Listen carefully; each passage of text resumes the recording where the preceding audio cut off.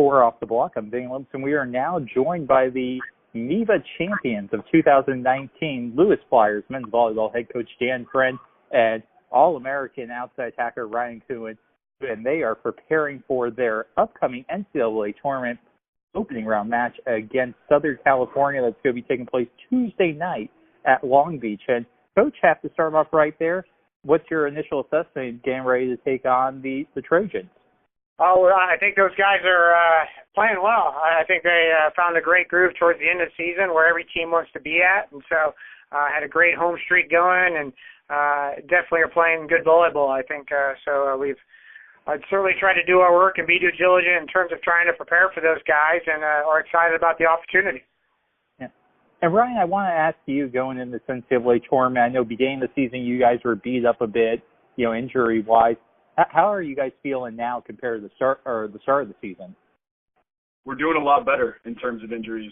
We have Mitch Bernard back on the right side, and he's been grinding, doing his rehab stuff. And having him back on the right side is big for us. It spreads out our offense.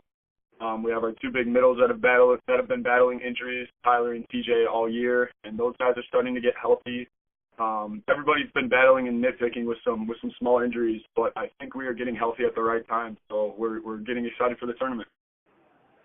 Right, and Ryan, I want to ask you. You've really have seemed to continue to elevate your game every single season. What do you feel has been the biggest improvement you've made from this time last year?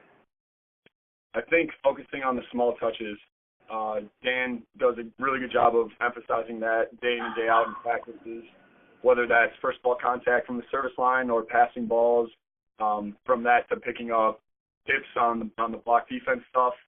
And, just cleaning up a lot of those small touches makes a world of a difference, especially for my individual play. All right. And, Coach, I wanted to ask you, looking at USC, what do you feel, having seen a little bit of film on them, is the biggest challenge that they pose? Well, I think offensively-wise, they really come at you, especially with their pins, and their middles have some size, and I think they do a nice job of keeping tempo to the pins, and they're affordable at the net. They've got some good size, and they're physical, and then from the service line, they bring constant pressure at you, and so you got to be able to serve, receive, and put yourself in a good spot, and then your defense and block stuff has to be able to set up and make some good individual reads as well as team reads. Well, Coach, talking about serving, you guys have been serving lights out this season. I want to ask both of you, Coach and Ryan, what has been the philosophy of your guys' serving this season that's really led to so much success? Well, I think from the team standpoint, we really focused on, one, bringing pressure, but bringing pressure and minimizing errors. So it's a combination. Like sometimes you see teams where they just go after it no matter what, but we want to go after it and have some range and pick on some zones and be able to move the ball. At the same time, limit our errors. So not only are we putting the serving pressure, we're forcing you to side out at the same time. And the guys have really bought into that philosophy as a collective group and has paid dividends in terms of creating that constant pressure. And then, Brian, I want to ask you, this is, I believe, correct me if I'm wrong, your first experience in the NCAA tournament. What have you heard from, either Coach Friend or some of the upperclassmen, how an NCAA tournament differs from other matches?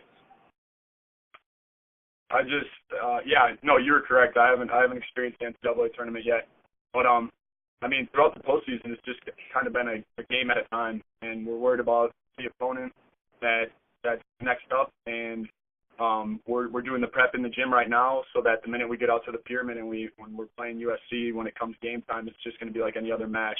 So I know it's a bigger gym, a little bit different of an atmosphere, but my goal is to treat it like it's any other match, like we're playing in the Neil Carey here at home, and I want the guys that I'm on the court with to feel the same way. So I know it's postseason and it's an exciting time. It's going to be a little bit different of an experience naturally, but we're going to approach it just like any other game.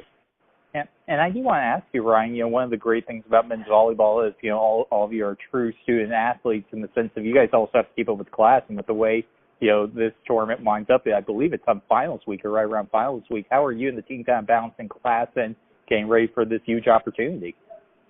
Yeah, it is right around finals week. A lot of guys are contacting professors now, and they've been really great. They've been really supportive with everything, whether that's proctoring exams when we're over in California or they let us move our exams up. So they've been really yeah, like I said, supportive, and they're allowed to work with us, and we can move stuff around, whatever we have to do to kind of prep for that. But they're all super happy for us that we have this opportunity, and they're basically telling us just go out there and win, keep winning one game at a time, and we'll worry about the class stuff after. Coach, you look at this season, kind of taking it back at looking at it, well, what do you feel has been the biggest surprise or positive surprise that you've learned about your team this season?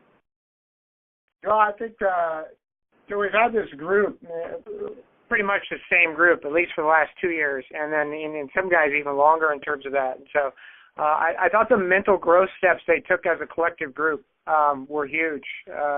Ultimately, we had to shift some positioning. You lose an All-American and have to figure out who's playing there. And there's been several guys that have fit in some different roles at key times to help us get wins, whether that be a freshman or another junior or any of those things.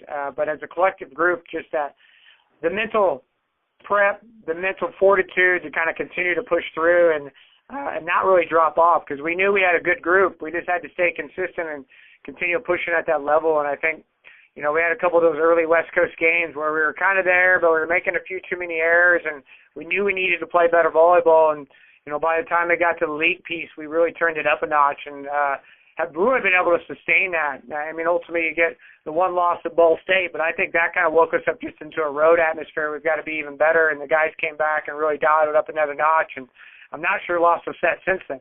You know what I mean? And so that mental piece has been pretty big just throughout the year. And then for both of you, you look at this match, what do you guys feel is the one or two things you're going to have to do really well on Tuesday night to beat USC? I think one thing off the top of my head is continuing with our service pressure. And it makes our defense be able to make better reads. It slows the game down a lot for us. We can put a team out of system, makes the touches at the net, and cleans up our defense in the backcourt. So I think that's the thing. Yeah, I think, we're trying to do as many things as we can to I think if we adjust to the little bit bigger arena, we played in the Pyramid in the fall. We were able to go out to the tournament there. We've been practicing in our field house a little bit. We're doing a couple of those things to kind of make sure we're in a good prep for the mental side of, serving and tracking the ball and all the stuff from the serve pass stuff, that we're in a good boat, and the setting reps in a bigger gym, we're in a good spot. I think if we're doing that stuff and applying that, I'm excited to see the type of volleyball we can play. Awesome. Well, one final question, and I'll ask this for you, Ryan. Obviously, you've gotten a lot of pub this season, super well-deserved for everything that you've been doing. But give us one player on the team who you've been really impressed with that may not have gotten a lot of pub this season. I don't know how much publicity he's received, but Matt Yoshimoto was our NCAA Player of the Year, All-American, first team, all-conference, everything, and I think there's no one more deserving for all those accolades. He's an incredibly humble guy. You don't hear him talk about himself much at all, so I think he deserves a lot of this recognition, and just the natural athleticism he has and the physical presence he brings at the net, and some of these plays that he makes look really easy, and they're some of the most difficult volleyball plays you can see a setter make. And he does them day in and day out in the gym, and then you see it carry over into matches where people are just wide-eyed watching some of the plays that he makes, and it's astonishing, really. So Matt, I've been extremely impressed with him, and he's made some maturity growth steps on and off the court, and he works hard, and you can definitely see how that's helped us tremendously at the end of the season.